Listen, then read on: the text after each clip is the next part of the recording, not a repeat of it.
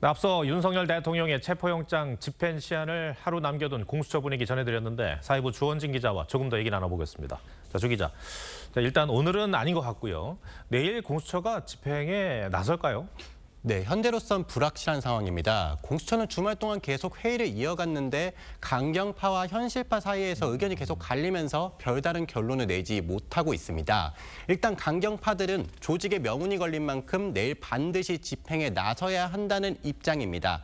특히 오늘 오후 법원이 국가기밀을 이유로 체포영장 집행을 거부 못한다는 기존 영장이 또 문제가 없다고 다시 확인해 준 만큼 강경파의 힘이 실릴 가능성도 있습니다. 예.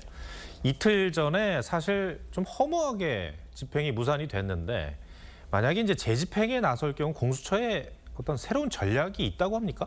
네, 공수처와 함께 공조본을 꾸린 경찰청 국가수사본부가 주도적인 역할을 할 수 있습니다. 경찰은 지난 3일 집행 때도 박종준 경호처장과 김성훈 경호처 차장을 공무집행방해 혐의 현행범으로 체포하려고 했지만 공수처 검사들의 만류로 일단 보류했습니다.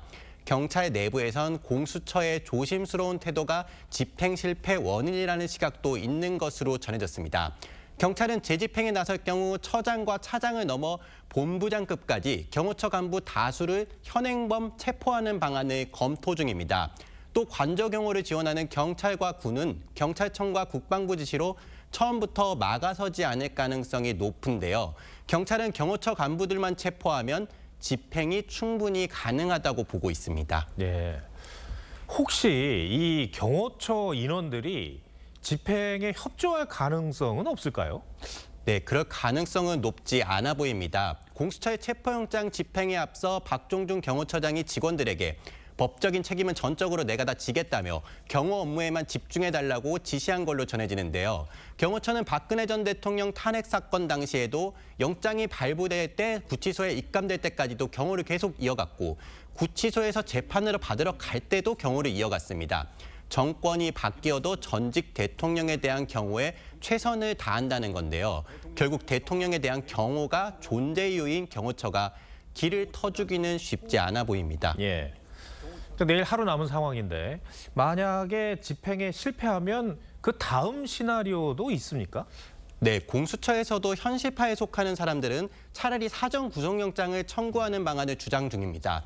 이미 김용현 전 국방부 장관, 조지호 전 경찰청장 등 이 사건에 두축이 되는 군과 경찰 최고의 관계자 조사도 마친 만큼 윤 대통령 조사 없이도 구속영장을 칠 수 있다고 보는 겁니다.